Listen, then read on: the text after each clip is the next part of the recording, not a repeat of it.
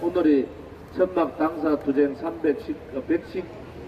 139일차, 박근혜 대통령 인신감금 909일차입니다. 909일차. 이제 내일이면은 910일이 되는 날이에요. 여러분들 잘 기억하시고 팟캐스트에 들어가도록 하겠습니다. 오늘 팟캐스트는 국제수석 대변인인 우리 유한진 대변인께서 한미 또 한일, 한미일 관계에 대해서 해박한 국제적인 감각으로 하실 겁니다. 유한진 대변인은 영국의 옥스퍼드 대학 출신이고 일본어 영어를 거의 유창하게 잘 해서 우리 국제 대변으로서 역할을 톡톡히 잘하고 있습니다. 처음에는 정치에 전혀 몰라서 정치적인 용어를 몰라서 그랬는데 요즘은 정치적인 용어도 본인 스스로가 더 잘 알고 영어 개발도 잘하더라고요. 오늘 기대하시고 유한진 수석 대변인 오늘 팟캐스트 연사로 모셨습니다. 큰 박수로 항해 주시기 바랍니다. 네, 안녕하십니까. 유한진입니다. 네, 오래간만에 팟캐스트 다시 하는데요. 저번에 제가 국제관계에 대해서 전반적으로 좀 얘기를 드렸었고 오늘 역시 국제관계에 대해서 전반적으로 다시 한번 얘기를 드리면서 조금씩 업데이트된 내용들이 있으니까 그걸 위주로 많이 말씀을 드리겠습니다.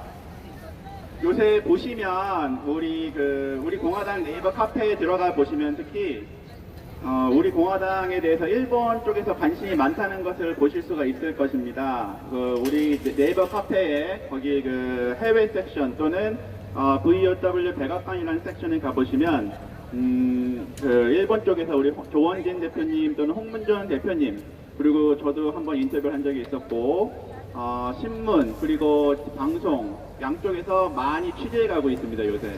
그리고 우리 공화당 역시 일본 쪽으로 많이 가가지고 거기에서 일어나고 있는 일본에서 납치 피해자들을 문제를 해결하기 위해서 열고 있는 심포지엄이라든지 또는 제1교포 분들이 대한민국의 자유민주주의를 구하기 위해서 만드신 결성 대회가 있는데 그런 협의회에도 가서 우리 공화당의 존재도 알리고 있고 우리 공화당은 그냥 한국에서만 왔다 갔다 하는 게 아니고 미국하고 일본 적극적으로 우리 공화당의 존재를 알리고 있습니다.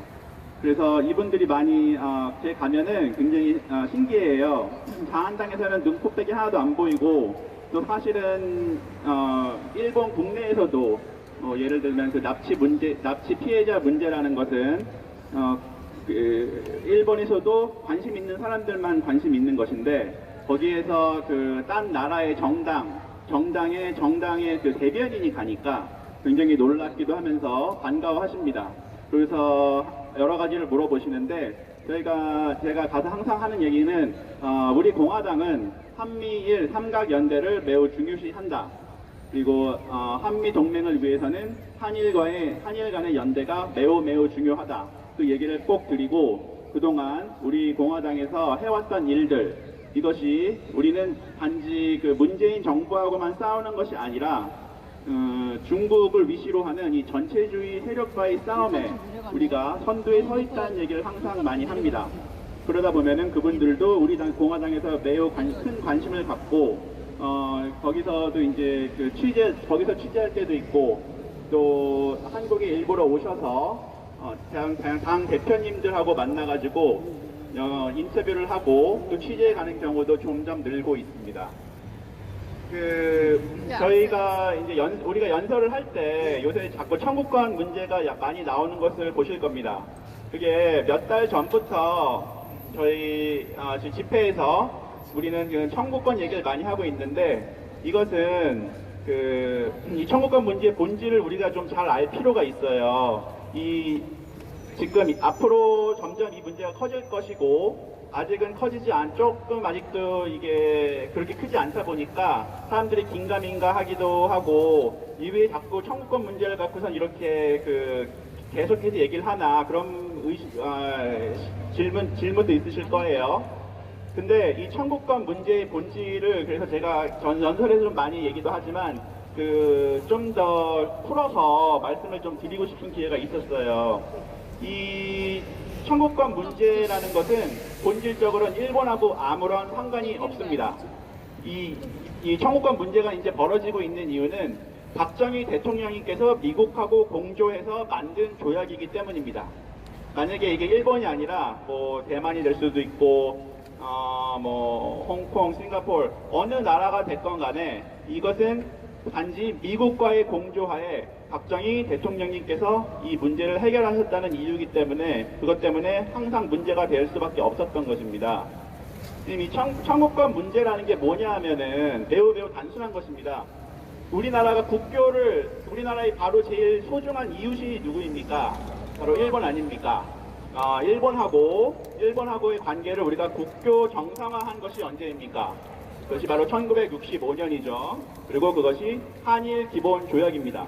그러다 보니까 우리나라가 미국하고 많은 상의를 하고 또 당시에도 엄청난 저항을 받으면서도 박정희 대통령님께서는 1965년에 처음으로 우리하고 제일 문제가 많고 갈등이 많았던 일본하고의 국교를 정상화하면서 국제사회에서 자유진영의 일원으로 처음으로 들어가게 된 것입니다. 그러다 보니까 지금 이 문재인 정권과 이 문재인을 지지하는 이 똘마니들이 얘네들은 지금 우리나라를 근본적으로 무너뜨리기 위해서는 국내적으로는 박근혜 대통령을 탄핵함으로써 국내적으로 우리나라의 자유민주주의를 무너뜨렸고 이제는 그것을 국제적으로 똑같이 하자는 것입니다. 그리고 우리가 국제적으로 이 대한민국의 정체성을 무너뜨린다는 것은 우리나라를 국제사회에서 왕따시키는 것이고 그것이 첫 단계이자 제일 중요한 단계가 바로 일본하고의 관계를 끊는 것입니다. 그래서 지금 이 청구권 문제라는 것은 원래는 모든 것이 이미 해결됐음에도 불구하고 틈새에 있는 조그만 문제들을 어떻게든지 끄집어내가지고 이것들을 갖고서는 자꾸 크게 긁어부스럼을 만들어가지고 사람들에게 우리나라가 일본하고 역사적으로 안 좋다는 그 사실 하나 갖고서는 계속해서 억지로 만들어내고 있는 것입니다. 억지를 계속 쓰는 겁니다. 한마디로. 그러다 보니까 지금 사실은 이게 일본이 이번에 굉장히 강경하게 나와서 많은 사람들이 놀랐어요. 우리나라에서도 놀라고 해외에서도 많이 놀랐는데 이것이 지금 일본이 물러설 수 없는 이유가 이것은 제가 일본 편을 드는 게 아니고 이것은 미국도 마찬가지입니다. 지금 미국도 이 청구권 문제에 대해서는 일본 편을 들고 있는데 왜 그러냐면은 이것은 우리나라가 너무나도 명백하게 국제법을 위반하고 있는 것이기 때문입니다. 당시에 1965년 한일 기본조약을 보시면 우리가 모든 청구권 문제는 완전하게 그리고 최종적으로 합의되어 있다고 적혀 있습니다. 그리고 만약에 그것이 안 될 때, 즉 해석에 분쟁이 있을 때는 우리는 그것을 외교적 경로를 통해서 해결한다고 되어 있습니다. 그러니까 거기 조약에서 조약으로 해결이 안 되면 조약에 의해서 해결할 수 있는 방법도 마련해 놓았는데도 불구하고 그것을 지금 문재인 정부는 싹 무시하고 아예 조약 자체에 큰 면이 있어요. 이게 문제는 점점 커지고 있지만 잘 보이지는 않습니다. 이게 외교적 문제이고 좀 약간 추상적인 문제이다 보니까. 그런데 이것이 정말로 문제가 터졌을 때 그때까지 우리가 그러면은 이것은 우리가 감당할 수가 없어요. 사실은.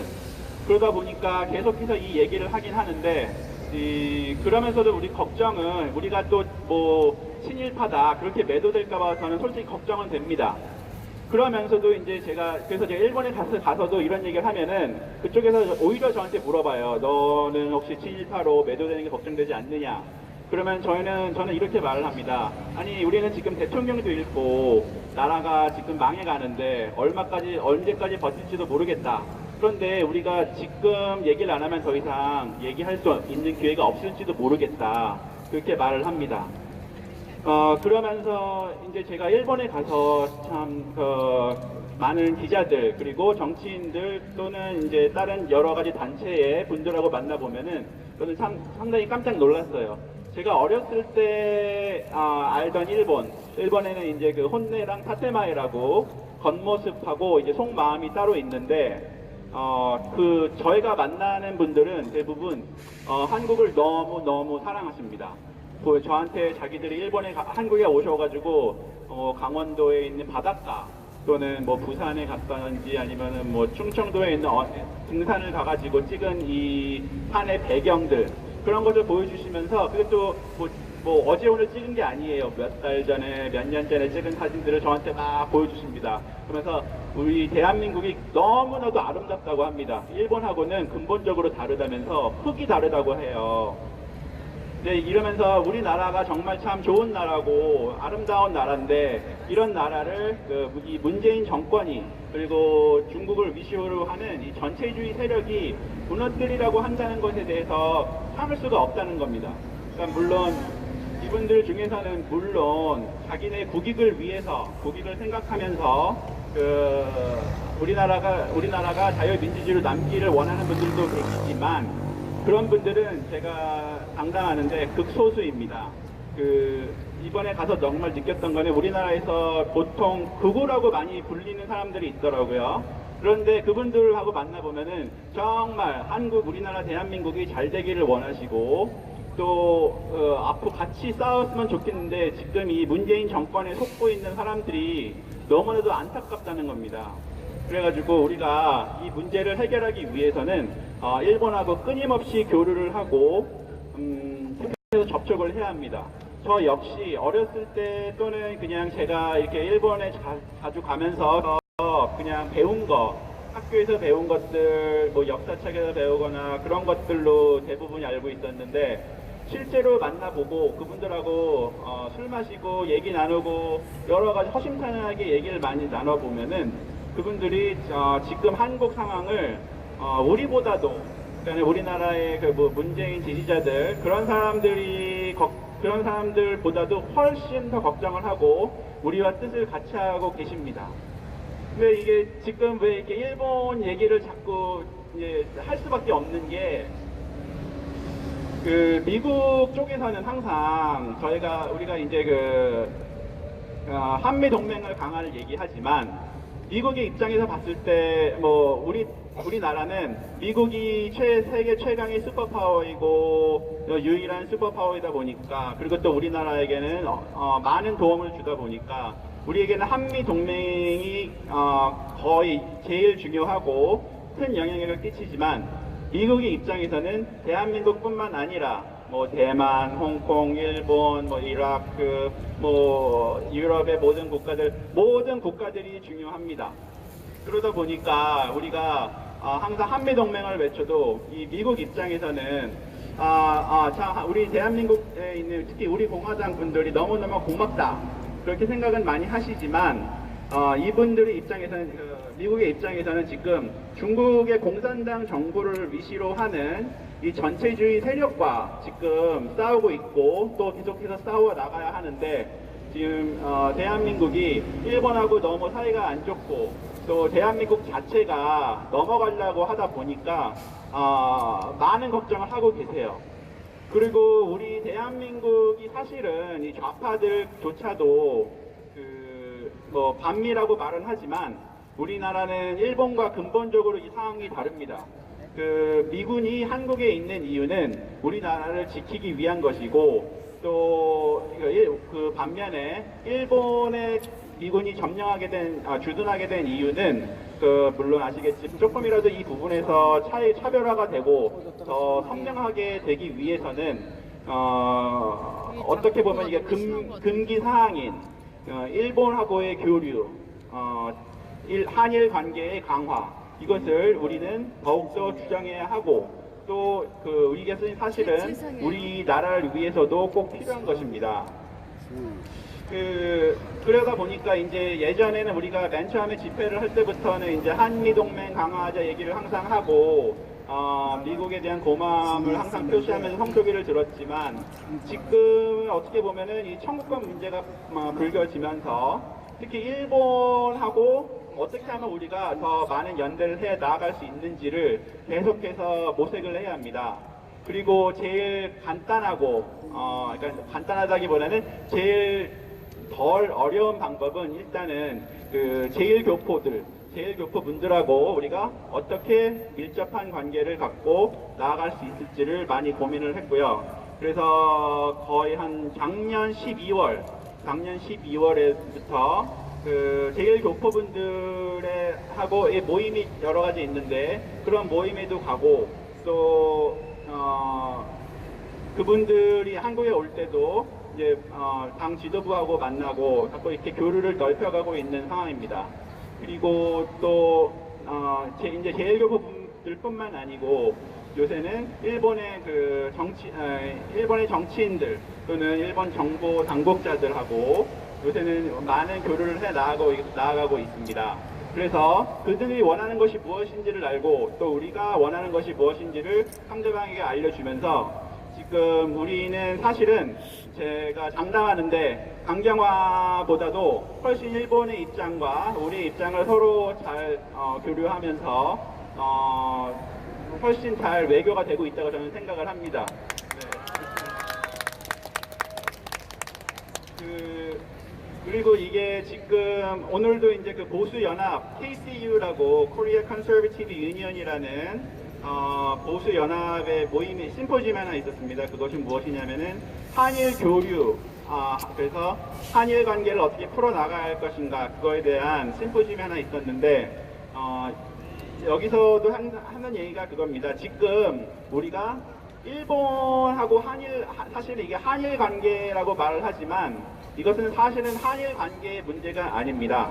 지금 그 중국을 위시로 하는 중국의 공산당을 위시로 하는 전체주의 세력이 이 어마어마하게 세력을 확장해 나아가고 있습니다.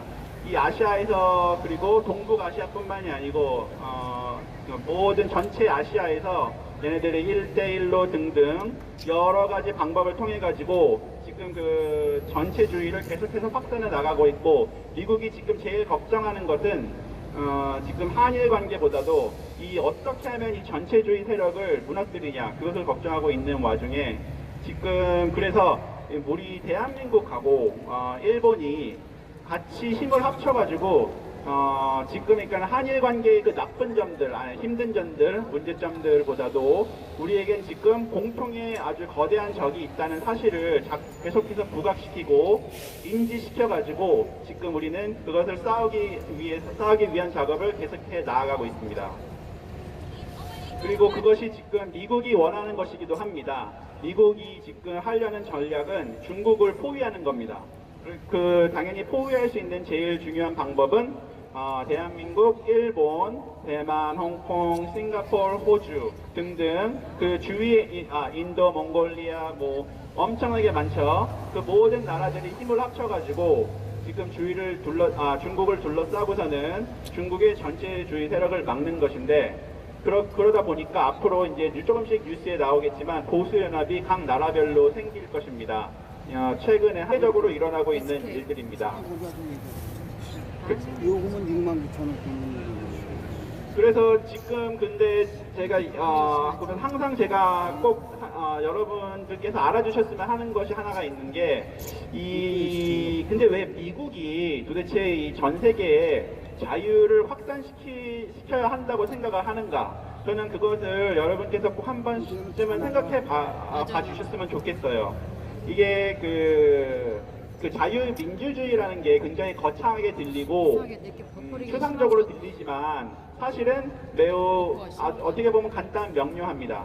미국의 보수연합, 트럼프 대통령하고 아주 밀접한 관련이 있고 트럼프 대통령도 매년 와가지고 연설하고 금년에만 해도 장장 2시간 동안이나 연설을 했었던 ACU, 그 American Conservative Union, 미국 보수연합의 행사가 있습니다. CPEC이라는 행사.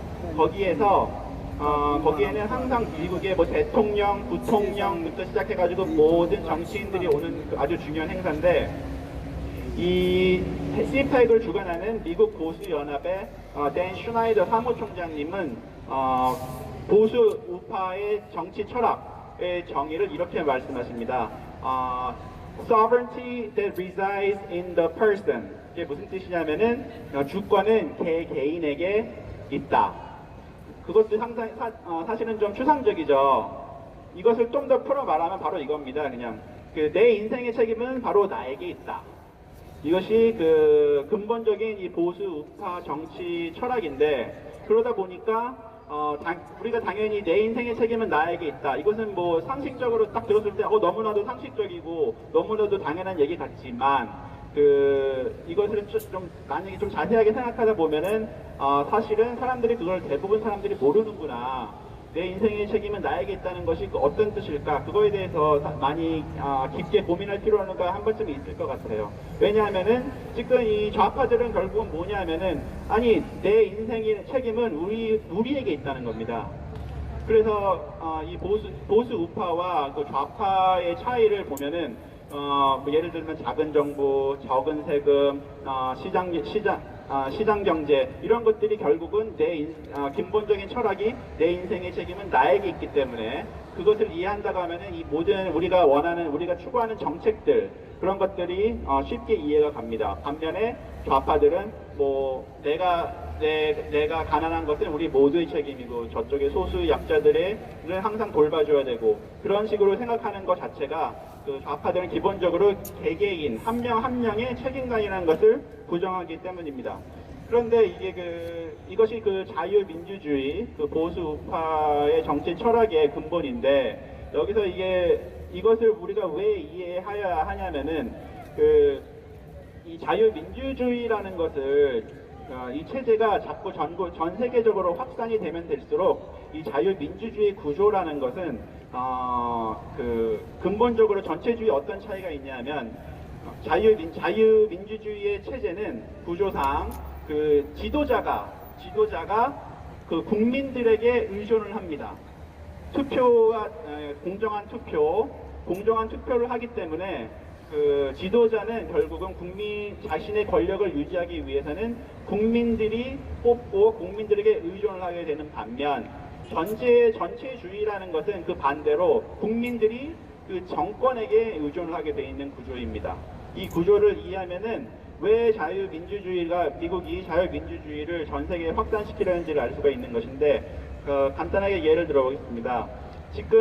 이게 뭐 나라별로 또는 문화별로 나눠져 있는 것이 아닙니다. 이 자유민주주의는 사실은 인류 보편적인 가치가 많습니다. 그러다 보니까 사람들이 이게 아시아에서 될까, 뭐 중동에서 될까, 그런 고민들을 항상 많이 해왔습니다. 역사적으로 보면은. 그런데 그렇기 때문에 우리가 이것을 인류 보편적인 가치라는 것에 대한 확신이 있어야지만 우리가 이것을 전 세계적으로 확산을 시킬 수가 있는 것입니다.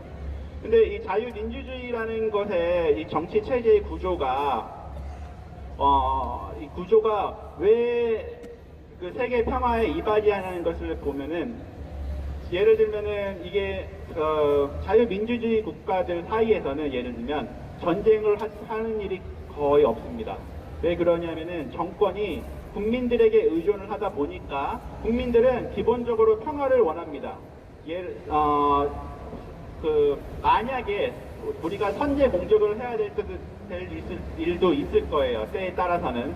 그런데도 이 민주주의의 어떻게 보면 문제점이라는 것은 국민들에게 의존을 하고, 국민들이 기본적으로 평화를 원하다 보니 선제 공격을 해야 할 때도, 그럴 때조차도 선제 공격을 안 하는 때가 있습니다.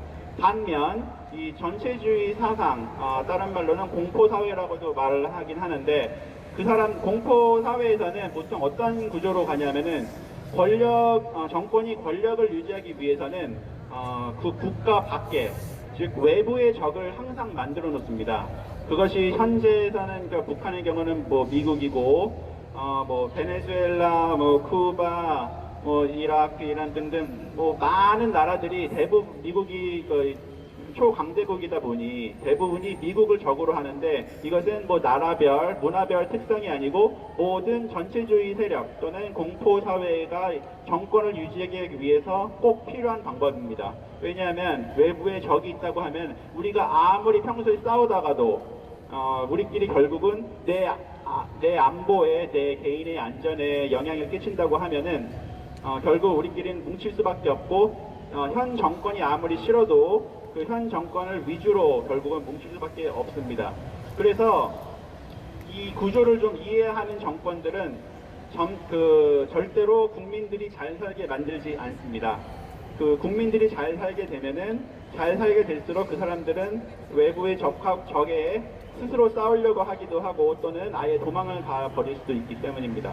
그래서 그렇기 때문에 이 공포사회 또는 전체주의 세력이 정권을 잡고 있는 국가에서는 절대로 나라가 잘 살 수가 없고 시간이 가면 갈수록 가난해질 수밖에 없는 것이 바로 이 공포사회의 구조인 것입니다. 그렇기 때문에 우리가 이 사실을 하나를 이해한다고 하면은 왜 우리가 전 세계의 자유를 계속해서 확산해 나가려는 미국의 노력에 적극적으로 우리가 동참을 해야 하는지를 이해할 수 있는 것이고, 또 사실은 지금 우리나라는 세계적으로 봤을 때는 매우 성숙한 민주주의입니다. 많은 사람들이 우리나라가 지금 탄핵이란 사태도 있었고 또 지금 문재인이 하도 어이없는 짓을 하다 보니까 우리나라가 이 민주주의가 정말로 제대로 된 나라인가, 과거에 뭐 이런 말도 있었죠. 우리나라 역사적으로 봤을 때 뭐 엽전이 별 수 있나, 뭐 집신이 별 수 있나, 이런 얘기가 있었던 것처럼 우리가 과거로 돌아가는 거 아닌가 하는 그런 많은 분들이 걱정을 하긴 하시는데, 제가 보기에는 특히 일본하고 비교했을 때 우리나라가 지금 이렇게 특히 우리 공화당, 특히 이 조원진 대표님, 홍문종 대표님처럼 이렇게 나서가지고 싸우는 분들이, 우리의 자유를 위해서 싸우는 분들이 있다는 것은 정말 대단한 것입니다. 네. 제가 제 전공이 동아시아학, 특히 일본 학이다 보니까 일본에 대해서 뭐 이것저것 전반적으로 공부를 했었는데, 일본에서 간단하게 말씀을 드리면, 일본은 자유를 위해서 싸운 적이 없습니다. 미국이 일본을 이겨서 그때부터 이제 미국이 헌법도 일본에서 만들어서 주고, 너희는 이제 자유국가다 이렇게 말했더니 일본은 우리는 자유국가구나 해가지고 자유롭게 된 거지, 이 자유민주주의라는 것은 그냥 주어진다고 의미가 있는 것은 사실은 아닙니다. 그래서 우리나라가 지금 우리의 자유를 위해서 스스로 싸우고 있는 이 모습은 전 세계에서도 지금 홍콩이 좀 대표적인 예인데 거의 홍콩 정도가 비교될 거라고 생각을 하고, 우리가 만약에 이 싸움을 잘 이겨낸다면은 저는 미국의 버금가는 아시아에서 가장 성숙한 민주주의 국가가 바로 대한민국이 될 거라고 생각을 합니다. 그리고 그것이 사실은 지금 미국에서도 그렇게 생각을 하고 있어요. 미국에서도 지금 우리나라를 보면서 참 여러 가지 안쓰럽고 도와주고 싶지만, 사실은 이게 우리가 외부의 도움을 받는다고 하면은 그것은 큰 의미가 없습니다. 우리가 스스로 우리의 자유를 쟁취해 낼 때, 그때서야 이 자유라는 것이 의미가 있는 것이고, 그랬을 때 우리가 이것을 모범 사례로 해서 다른 아시아 국가들에게도 우리가 희망을 줄 수가 있는 것입니다. 물론 근데 이제 거기에도 한계는 당연히 있죠. 예를 들어 우리가 중국이라는 요새 얼마인가요? 한 13억, 14억의 인구하고 우리가 스스로 혼자 싸워가지고는 당연히 그것은 거의 불가능한 상황입니다. 그런 경우에는 당연히 국제사회의 도움을 요청할 수밖에 없는 것이고, 그럴 때는 국제사회도 쟤네들은 대한민국이라는 나라는 스스로 싸우려는 의지가 없어서가 아니라 이것은 정말 너무나도 차이가 나기 때문에 우리가 다 같이 도와야 되는 경우구나 해가지고 우리를 도울 마음도 생기는 것입니다. 그래서 말씀드리고 싶은 것은, 우리가 이제 작년에 이제 조원진 대표님이 미국 대사님 해릭 대사님도 만나고 미국에 가서 이제 중요한 분들도 많이 만나고, 우리가 지금 미국 쪽에서 중요한 분들하고 많이 이제 컨택트는 되고 있지만, 우리가 그분들한테 우리를 볼 때마다 우리 도와달라, 우리 힘들다 그렇게 말한다고 하면은 그것은 우리가 스스로 성숙한 민주주의가 되기를 거부하는 것이고 의미가 없는 자유를 얻는 것입니다. 남의 외부의 힘을 통해 가지고 우리가 자유를 얻는다는 것은요. 그래서 이제 여러분께서도 이제 그것을 한 번쯤은 고민해봐 주시고 생각해봐 주시면 좋겠어요. 우리가 왜 항상 성조기를 들되 그렇다고 해서 우리가 뭐 미국에다가 항상 박근혜 대통령, 죄 없는 박근혜 대통령님을 구해달라고 말하면 안 되는 것인지. 물론 우리는 이런 인권 유린이 우리나라 북한뿐만 아니라 우리 대한민국에서도 일어나고 있다는 사실은 적극적으로 널리 알려야 하지만 그분들에게 뭐 국제사회에게 이것을 우리 대신 해결해 달라 그렇게 말을 한다고 하면은 그 사람들도 반감을 가질 것이고 우리가 얻을 수 있는 그 자유 그 국제사회의 도움으로 얻을 수 있는 이 자유란 것은 그렇게 큰 의미는 사실은 없습니다. 그리고 또 한 가지 좀 생각해 봐주셨으면 하는 문제가 항상 있는데 인권하고 국가 안보 간의 상관관계입니다. 이것이 인권하고 국가 안보라는 게 도대체 무슨 관계가 있는가 하고 그냥 들었을 때는 이게 잘 이해가 안 가요. 하지만 조금 이걸 풀어서 얘기를 하면은 매우 쉽게 이해가 갑니다. 인권이란 결국은 한 명의 인간에 대한 권리입니다. 그리고 그 권리가 존중받지 않을 때, 침해받을 때 우리는 그것을 인권유린이라고 부릅니다. 반면 국가란 개개인이 모여가지고 사람들이 모인 것이 결국은 국가고 사람들이 모여있는 국가에서 그 권리가 침해받을 때 우리는 그것을 국가안보 위협이라고 부르는 것입니다. 그러다 보니까 이 인권이라고 하면은 솔직히 뭐 나하고 무슨 관계가 있나, 나는 잘 먹고 잘 산다 그렇게 생각을 하실 수도 있어요. 그런데 그러니까 이게 북한에서 인권 유린이 나고 있다 그런 얘기를 들을 때 그렇게 생각할 수도 있지만 결국은 한 명의 인간의 권리를 침해하는 정권은 결국에는 집단 또는 국가의 권리도 존중하지 않습니다. 그것이 제일 간단한 예가 납치 피해자입니다. 이 북한 정권은 자국민의 권리를 존중하지 않다가 보니까 결국은 주변국의 권리도 존중하지 않고 있습니다. 그러면서 일본, 미국, 대한민국은 말할 것도 없고 각 세계의 많은 나라들의 사람들을 납치해다가 그 사람들을 고문하고 또 인권을 유린하고 있는데 그것을 미국에서는 매우 잘 알고 있고 그렇기 때문에 미국은 항상 인권 문제를 중요시하는 이유가 단지 인도주의적 차원 또는 이게 추상적인 차원에서 말하는 것이 아니고 미국은 실제로 이 인권 유린이 되고 있는 나라는 결국에는 우리 자기 나라의 자국의 권리도 침해할 것이다. 즉 인권 유린은 국가 안보 위협이라는 생각이 매우 강하고 그것이 미국의 외교 정책의 근간입니다. 그래서 지금 미국이 계속해서 인권유린 문제를 특히 중국에서 계속해서 들고 나오는 이유는 왜냐하면 지금 보세요. 중국에서 무슨 일을 하고 있습니까?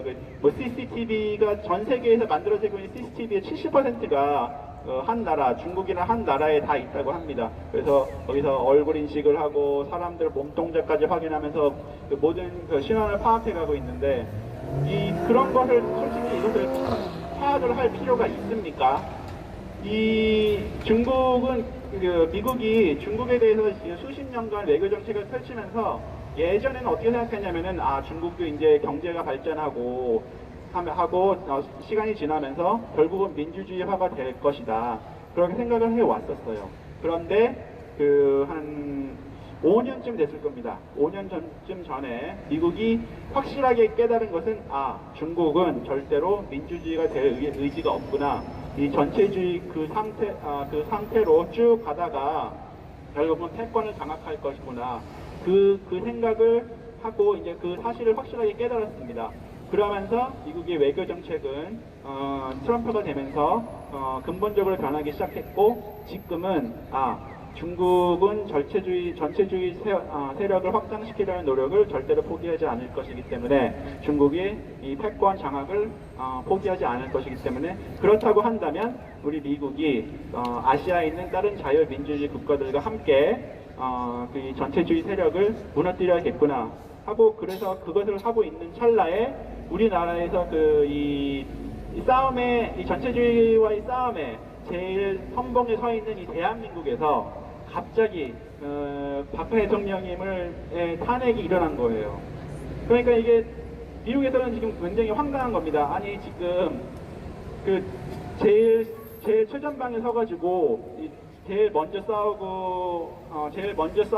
싸워야 되는 나라에서 스스로 자기들의 전체주의 세력이 앞장서겠다 그렇게 돼버리니까 지금 이 미국도 이 문제를 어떻게 해결을 할까 굉장히 큰 고민을 하고 있습니다.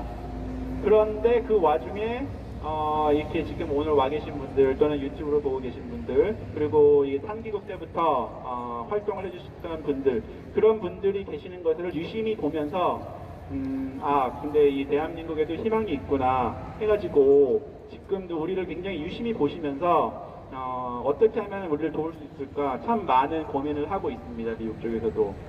그리고 그래서 오늘 아까 그 보수연합 그 심포지엄에 갔었는데 거기에 계신 일본의 주요 인사분은 이렇게 말씀하시더라고요. 그분은 이제 박정희 대통령님을 굉장히 존경하고 박정희 대통령님들을 매우 좋아하면서 제가 한 3주 전쯤에 그 자유의 파도의 그 박정희 대통령님께서 말씀하셨던 거 한 번 인용한 적도 있는데 그분 역시 같은 말씀을 하십니다. 우리는 대한민국은 정말 위대한 나라다. 대한민국은 그냥 뭐 이 전체주의 세력과의 싸움에서 그냥 매만 맞는 그런 방파제가 아니다. 이 자유의 파도가 대한민국부터 시작해서 평양과 그 국경을 휩쓸어야 하고 그렇게 될 날이 멀지 않을 것이다. 그렇게 생각을 한다고 말씀하시더라고요. 그렇기 때문에 이게 우리나라가 제가 이제 어렸을 때 이제 그 학교 다니면서 뭐 공부를 열심히 했다고는 말할 수 없지만 이제 동아시아의 역사를 보면서 항상 제가 교수님께 들었던 얘기 중에 하나가 이런 게 있어요. Whoever controls Korea controls Asia. 한국을 조종하는 나라는 아시아 전체를 조종한다. 뭐 당연히 우리 대한민국은 참 이게 우리나라 대한민국이 작은 나라가 아님에도 불구하고 어쩌다 보니 뭐 일본, 중국, 러시아라는 슈퍼 파워들에 의해 둘러싸여 있지 않습니까? 그래서 다들 뭐 항상 서로가 서로하고 싸울 때 뭐 한국이 딱 중간에 있으니까 한국을 먼저 치고서는 그 다음에 옆 나라로 가서 싸우고 그런 일들이 많이 되풀이되고 또 우리나라는 항상 많은 침략을 받아왔습니다. 그런데 이것을 바꿔 말하면 우리나라가 그러니까 우리나라는 항상 이 지정학적으로 매우 중요한 나라인데 한국을 조종하는 나라는 아시아를 조종한다는 말을 바꿔서 얘기하면은 만약에 우리 대한민국 국민들이 우리가 스스로 주도해서 우리나라를 조종한다면 컨트롤한다면 아시아를 우리가 컨트롤할 수 있다는 얘기가 되기도 합니다. 그리고 그렇기 때문에 저는 이게 우리나라가 상당히 지금 우리가 매우 어려운 싸움을 하고 있지 않습니까? 그래도 이제 박근혜 대통령님도 일단 수술을 위해서 나와 계시고 또 뭐 미국뿐만 아니라 일본하고도 우리가 많은 교류를 하고 이제 일본에 대해서도 반일 감정이 매우 셌었지만 요새는 많이 그것이 이제 문재인하고 조국이 하도 이 헛발질을 많이 하고 이제 위선자라는 게 들어가면서 사람들이 이제는 뭐 반일 감정과 거의 안 먹히는 것 같아요, 사실은. 그리고 그러니까 저는 이 반일 감정이 이제 조금 있으면 수그러들 거라고 옛날에 생각을 하긴 했었는데 뭐 그 얘기를 해봤자 사실은 원래 특별히 좋을 건 없을 거라고 생각을 해가지고 말 안 했습니다만 우리나라 국민들은 사실은 매우 성숙합니다. 제가 미국하고 영국에 다니면서 아시아를 공부하면은 사람들이 일본을 물론 맨 처음으로 얘기를 해요. 성공 사례로. 그런데 큰 차이가 없습니다. 한국에 대해서 얘기하는 게. 세계에서 제일 박사가 많은 곳이 서울입니다. 세계에서. 그리고 우리나라의 뭐 항상 수능이나 올림피아드 그런 걸 봤을 때도 1, 2등을 빼놓지 않고 또 학교에서도 공부를 제일 잘하는 애들이 한국 사람들이고 그러다 보니까 우리나라를 보는 세계적인 시각은 상당히 굉장히 부러워하는 사람들이 많고 또 일본하고 비교를 하면서도 우리나라를 참 멋진 나라로 생각하는 사람들이 많이 있어요, 세계적으로.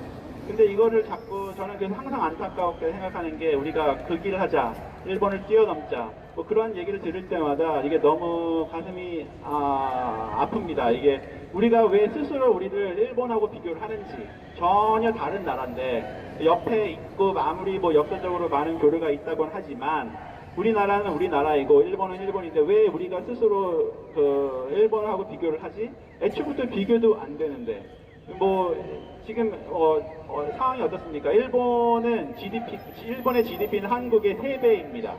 그리고 그 대신 인구 역시 2.5배쯤 됩니다. 즉 한국하고 일본의 개 1인당 GDP는 별 차이가 없어요. 물론 일본이 조금 앞서지만. 근데 이 한편 군사력은 어떻습니까? 일본은 군대가 아예 없고 우리나라는 매우 큰 군대를 갖고 있고 또 세계 평화를 위해서 우리는 미국이 도와달라고 할 때 항상 파병을 하고 그 세계의 자유질서를 지키기 위해서 우리는 우리 대한민국 국민들을 보내서 생명을 무릅쓰고 싸웁니다. 그리고 보통 이렇게 사람들이 국력을 얘기할 때 부국강전을 얘기 많이 하죠. 그러니까 경제력과 군사력. 제가 군사력과 경제력을 직접 말씀드렸지만 또 영국처럼 이렇게 문화 강국도 중요한 것이고 이 국력으로 얘기할 때 우리는 3가지로 얘기할 수 있는 게 3번째가 문화인데 우리나라 문화는 어떻습니까? 영화, 음악 뭐 전 세계를 제패하고 있지 않습니까? 그렇다고 하면 우리가 경제력으로는 뭐 전 세계에서 1위가 되기는 거의 불가능합니다. 뭐 그거는 인구 때문에 그런 거죠. 결국은 인구수가 뭐 미국이나 일본처럼 많지가 않고 그러다 보니까 우리가 뭐 10배, 20배 되지 않는 이상은 불가능하지만 1인당으로 봤을 때 또는 우리가 문화적으로 봤을 때는 우리는 이미 매우 그냥 선진국도 아니고 저는 우리가 매우 큰 선진국이라고 생각을 하고요. 그런데 우리 스스로가 자꾸 그거를 옆에 있는 일본하고 비교를 하는 거 보면은 그럴 필요가 도대체 있나? 우리 스스로의 정체성 우리는 매우 훌륭한 정체성을 갖고 있고 역사를 갖고 있고 문화를 갖고 있는 나라다. 그래서 그 부분에 대해서 일본하고 비교하는 거는 좀 자제를 하면 좋지 않을까 생각은 많이 합니다.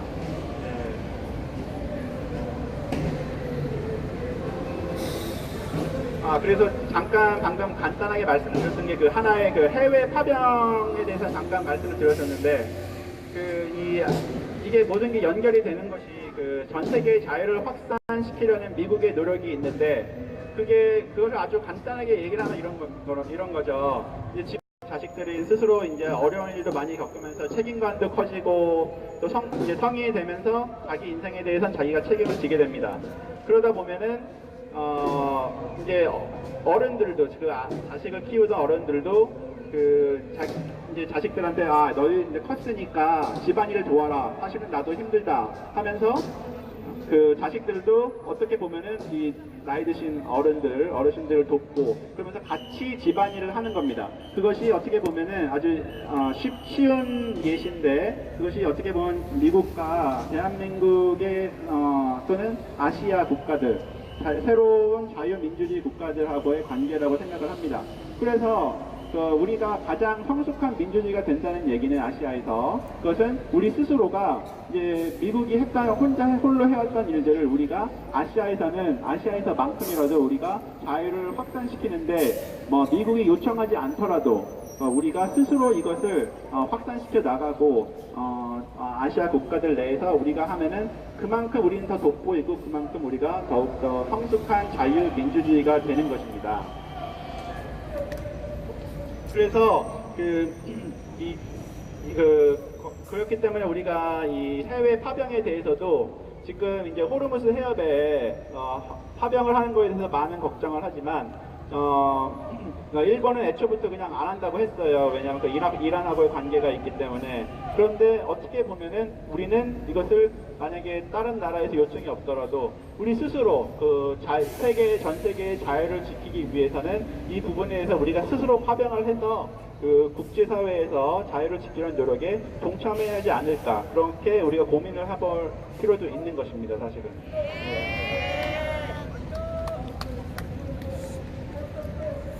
그래서 일본 얘기로 다시 돌아가면 일본이 우리나라에서 원하는 건 항상 이겁니다. 제발 일본을 이렇게 적대화하지 말아달라. 우리가 제발 파트너로 봐달라. 우리 같이 함께 전체주의 세력과 중국의 공산당 정권을 위주로 하는 전체주의 세력과 같이 싸우자. 그리고 사실은 대한민국이 제일 바로 옆에 있으니까 위험하지 않느냐. 우리도 도울 테니까 같이 싸우자는 건데, 자꾸 이게 그 문재인 정권에서 이거를 반일 하면서 일본을 나쁜 나라로 그냥 계속 그 얘기만 하고, 일본하고의 좋은 일들이 있었던 것들은 전부 다 싸그리 무시한 채, 항상 반일 감정을 계속해서 일으키다 보니까 이것이 매우 어려운 문제이긴 하지만, 요새 조금씩 그 용기 있는 학자분들이 많이 일어나고 계시고, 또 일본 쪽에서도 자기들이 잘못한 것에 대해서는 일본 쪽에서도 자신들이 잘못했던 문제는 계속해서 더 용기를 내서 인정을 하고 있습니다. 예를 들어서 그 위안부 문제 같은 것도 옛날에 인권 침해가 있었다. 이것은 뭐 그 당시에 봤었을 때는 전시 상황이기 때문에 뭐 어쩔 수 없는 것이라고 말을 할 수 있을지 몰라도 이것은 명백한 인권 침해였다. 그렇게 일본 쪽에서도 계속 얘기를 하고 있고, 또 자기들은 그런 문제에 대해서 확실하게 사죄를 하겠다. 이전까지 사죄를 해왔지만 그렇다고 해서 그것이 충분하다고 생각하지 않는다. 우리가 잘못했던 것에 대해서는 일본 쪽에서도 앞으로도 확실하게 그리고 계속해서 사죄를 하겠다. 그것이 일본 입장입니다.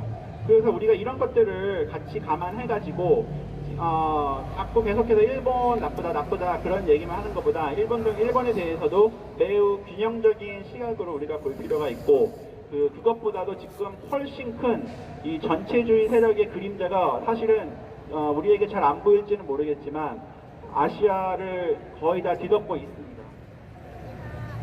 그렇기 때문에 그 부분을 좀 많이 신경을 써주시면 좋겠습니다.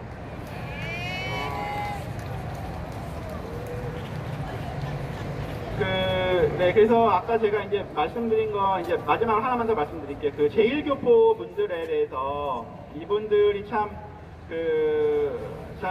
제 일본에 가서 제1교포 분들을 만날 때마다 너무 가슴이 아픈 것이, 이분들은 일본에서 온갖 차별, 발시, 멸시를 받으면서도 모든 것을 견뎌오신 분들입니다.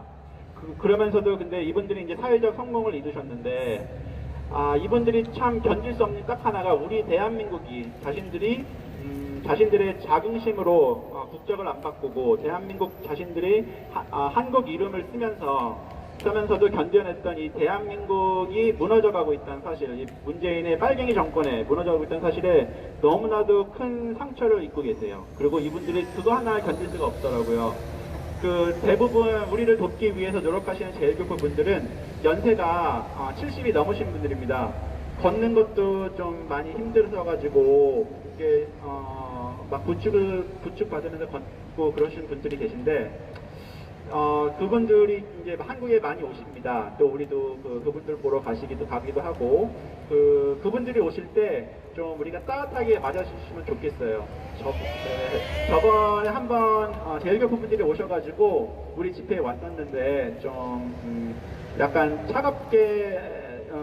차가운 대우를 받았다고 하시더라고요. 그래서 우리가 당연히 알 수는 없고 뭐 별의별 일들이 많이 있으니까 다들 경계해야 되는 건 맞는데, 혹시 앞으로 제1교포 분들을 보시면 좀 많이 따뜻하게 맞아주시면 감사하겠습니다.